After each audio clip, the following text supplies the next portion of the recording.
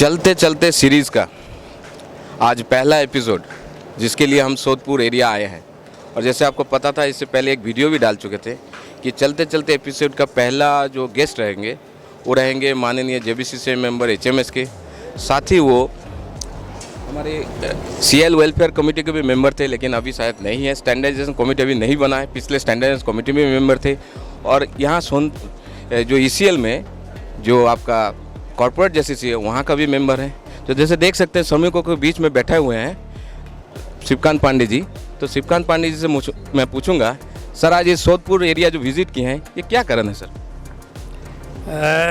Company में आपने सुना होगा कि ECL में करीब 27-28 माइन में एक MDO जो मोड है इनका, वो MDO लागू करने जा रहे हैं, जिसमें जो पहले फेज में इन्होंने शुरू किया है वो तिलाबनी, परसिया और चिनाकुड़ी। इसलिए यहाँ के लोगों ने एक सूत्र में बांधकर एक विरोध जताने के लिए पिछले लगातार 1.5 महीने से परमानेंट तरीके से इन्होंने एक तैयार कर लिया है सोदपुर बचाओ कमेटी।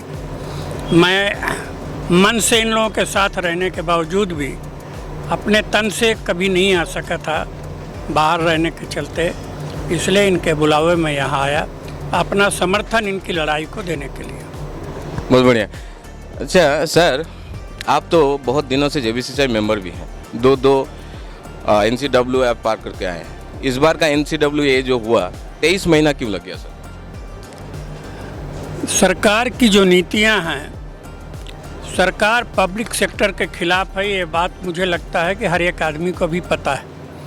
और सरकार की नीतियों को धीरे धीरे ऐसी जगह में ले आया गया है कि हमको कोल इंडिया के जो परमानेंट श्रमिक हैं उनको धीरे धीरे एलिमिनेट करने की कोशिश चल रही है।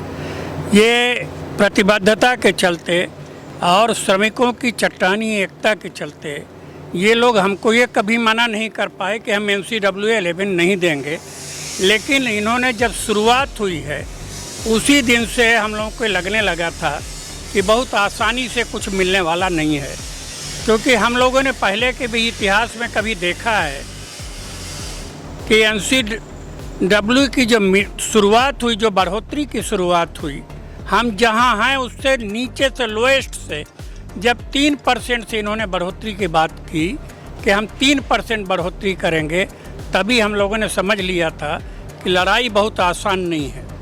दूसरा, उसके बाद सरकार की नीतियां, DP की गाइडलाइन, बहुत सारे ऐसे थे पैमाने जिनके चलते समय लगा।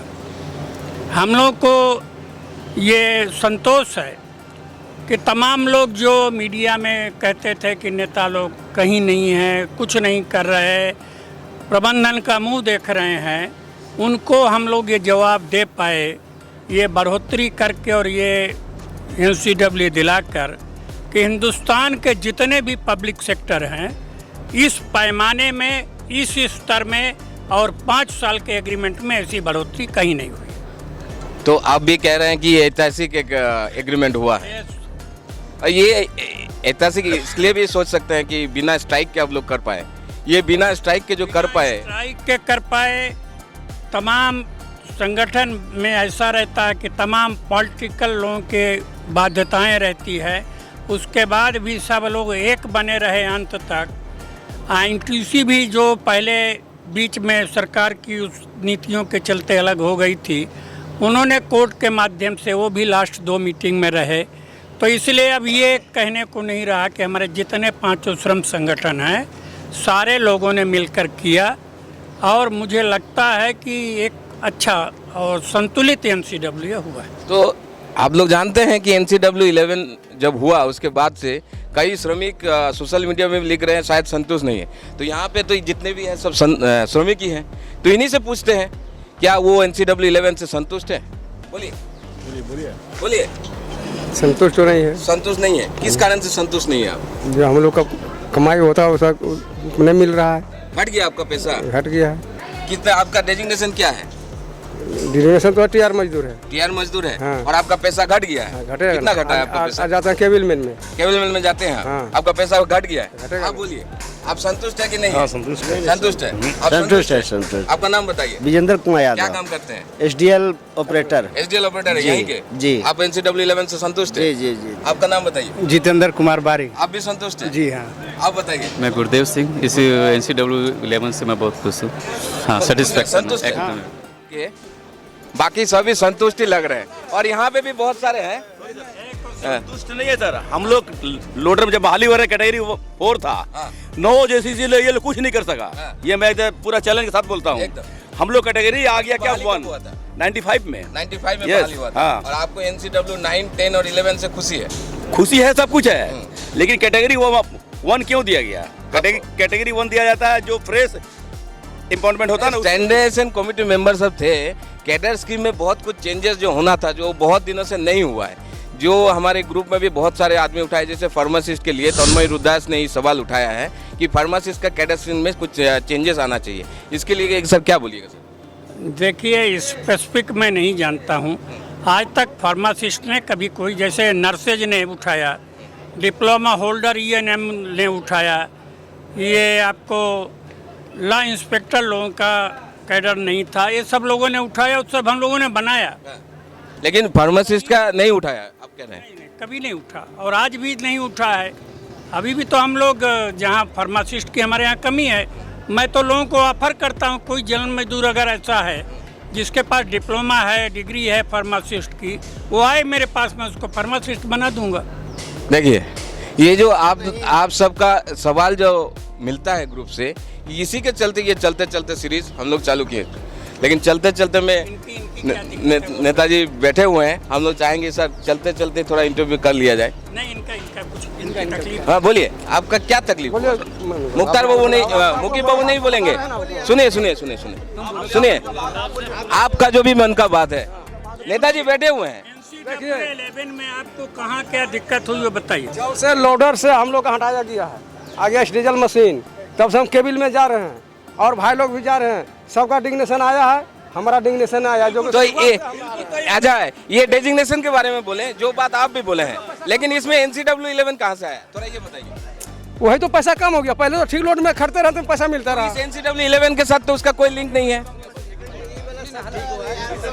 मैं जवाब हाँ, ये यहाँ मुकीम बाबू हैं, यहाँ के ओवरमैन भी हैं, सीनियर ओवरमैन है काफ़ी। क्या बोलते हैं, सुनते हैं? बात है कि लोडर में क्या होता था कि जितना गाड़ी भरते थे, मान लीजिए 4 गाड़ी भर रहे, 6 घड़े हुए, तो गाड़ी के हिसाब से पैसा मिलता था। जो उनका रेट है, रेट इंटू 6 टप्स ऐसे करके, तो पैसा जो है ज़्यादा मिलता था। अब ये लोग कैटेगरी 1 हो गए, जब टाइम रेटेड हुए तो कैटेगरी 1 हो गए। तो इन लोग के दिमाग में है कि बेसिक तो वही रह जाता है, लेकिन अभी क्या हुआ जो इंक्रीमेंट, लेकिन इनको शायद पता नहीं, और आप लोग नेता जितने भी कोलियरी में शायद बता नहीं पाए, समझा नहीं पाए कि इनका जब क्या बोलते हैं MR से TR हुआ तो इनका पे प्रोटेक्शन था, लेकिन इनको पैसा घटा नहीं होगा। पैसा घटा- लेकिन अगर ज़्यादा लोडिंग होता था तो शायद ज़्यादा पैसा मिलता, तो वो मिलना बंद हो गया होगा। नहीं, बात ऐसा है कि अभी बेसिक का 3% मिलता है, 3 मिलता है। पहले क्या था कि कैटेगरी वाइज मिलता था, तो इन लोग के दिमाग में है कि कहना कैटेगरी 1 है तो पैसा घट गया। पैसा वही है, 3% पर ईयर इंक्रीमेंट मिल रहा है। पैसा का हिसाब ठीक है, लेकिन दिमाग में है कि हम कैटेगरी 6 रहते तो ज़्यादा पैसा मिलता है। नहीं, पे प्रोटेक्शन में आप समझिए, पे प्रोटेक्शन में क्या होता है, जो आपका बेसिक और SPRM मिला के जो बेसिक बनना था वही बना है आपका। वही तो बना है। हाँ, बना है। लेकिन सुनिए ना, हाँ, तो जो लेकिन आप जाते हैं केबलमैन में, यही तो बोल रहे हैं, और आपको डेजिग्नेशन नहीं। से आए।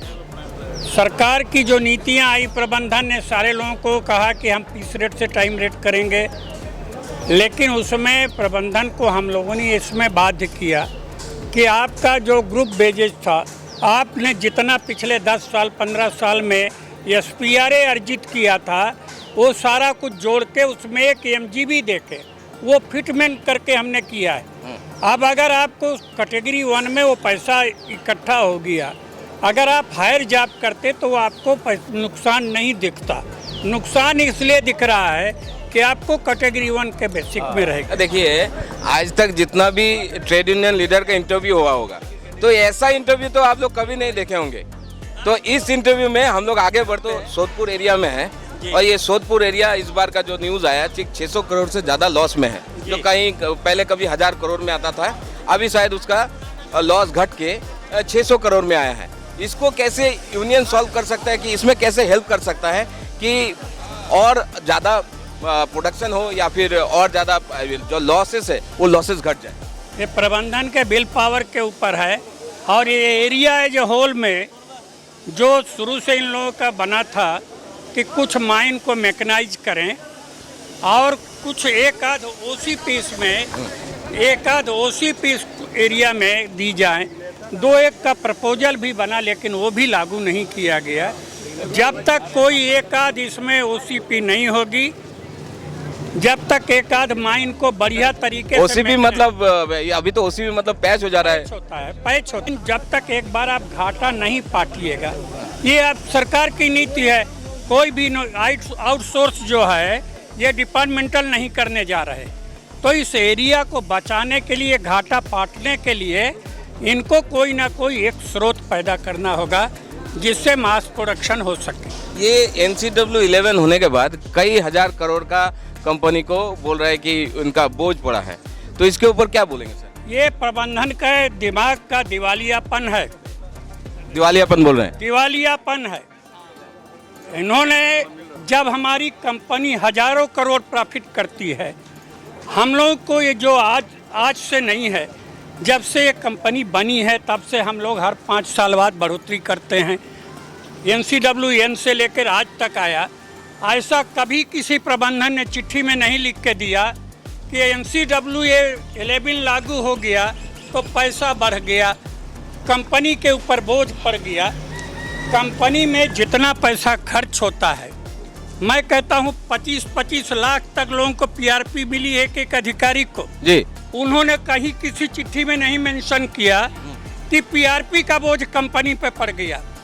वर्कर को आपने NCWA दिया, उसके पैसे की बढ़ोतरी हुई थोड़ी, तो उसको आपने मेंशन करना शुरू कर दिया चिट्ठी में। तो इसी को आगे बढ़ाते हैं सर, कि ये जो बोझ का बात कर रहे हैं, अभी जो 23 मंथ का एरियर मिलेगा, ये कब मिलेगा सर? देखिए, अभी तक जो बात हम लोगों से चल रही है, अगस्त का जो वेतन सितंबर में मिलने वाला है, उसके साथ ही आपका एरियर मिलेगा। ये जितना भी हमारे ग्रुप के मेंबर हैं, जितना भी यूट्यूब चैनल या फेसबुक में सब है, अभी तो देखिए इनका पहले क्वेश्चन हुआ करता था कि NCW11 कब फाइनल होगा। अभी लेकिन यही क्वेश्चन है कि एरियर कब मिलेगा। ये स्वाभाविक है, ये स्वाभाविक है। हम जो कमाते हैं यहाँ 30 दिन अपना परिवार लेके हैं, जान जोखिम में डाल के जाते हैं। हो सकता है इन 23 महीनों में उन्होंने सपने बुने होंगे कि हमारा जब ये एरियर मिलेगा तो हम ये करेंगे, हम वो करेंगे, हम लड़की की शादी करेंगे, हम घर बनाएंगे। स्वाभाविक है इसे पूछना। तो ये जो मैं पूछ रहा हूँ सर कि 23 महीना लगा और काफ़ी मीटिंग लगी, 8 मीटिंग तक तो ऐसा कुछ नहीं हुआ जो लगे कि इस बार वेज बोर्ड फाइनल हो जाएगा। अचानक से जनवरी 3 तारीख को मीटिंग में लगने लगा कि शायद बहुत जल्दी हो। ये इतना जो डिले हुआ सर, और ये अचानक से कैसे हुआ, इसमें HMS का क्या रोल? देखिए, मैं किसी और नेता के बने जैसे कई लोगों के बयान, इसीलिए मैंने पूछा सर HMS का क्या रोल था? मैंने बयान सुने थे कि हम नहीं होते तो नहीं होता, ऐसा मैं कुछ कहने नहीं जा रहा हूँ। सारे यूनियनों का भागीदारी थी, सारे यूनियनों ने सामंजस्य बनाकर दबाव बनाया।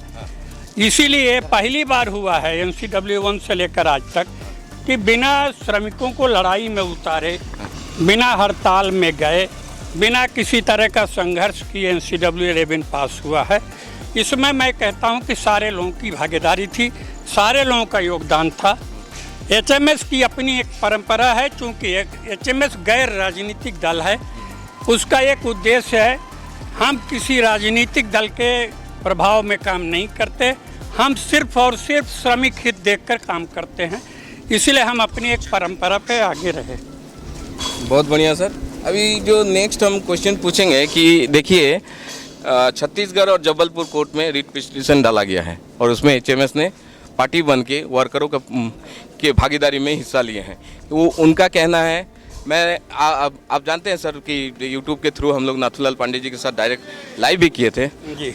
उनमें फॉर्मर चीफ जस्टिस ने बताया कि इनका केस में उतना दम नहीं है। उन्होंने फिर से एक चिट्ठी लिखा है डीपीओ को कि डीपी वायलेशन हुआ है। ये डीपी वायलेशन वाला क्या कहानी है सर? देखिए, डीपी में कहीं ऐसा नहीं लिखा है कि हम श्रमिक के पैसे की बढ़ोतरी नहीं कर सकते। डीपी में ये है कि दोनों के उसमें पैसे की बढ़ोतरी, पैसा जो वेतनमान है उसमें अंतर होना चाहिए। हम लोगों ने एनसीडब्ल्यू में मजदूर के पैसे की बढ़ोतरी करके एक लकीर बनाई है। जरूर अधिकारियों को चाहिए, उनके संगठन को चाहिए, वो जो पेपर में बयानबाजी कर रहे हैं, जो कोर्ट में जा रहे हैं, वो अपनी एक आंदोलन की रूपरेखा बनाकर हमारी लाइन से बड़ी लाइन करें। हमने तो उनके लिए एक अच्छा रास्ता दिया है।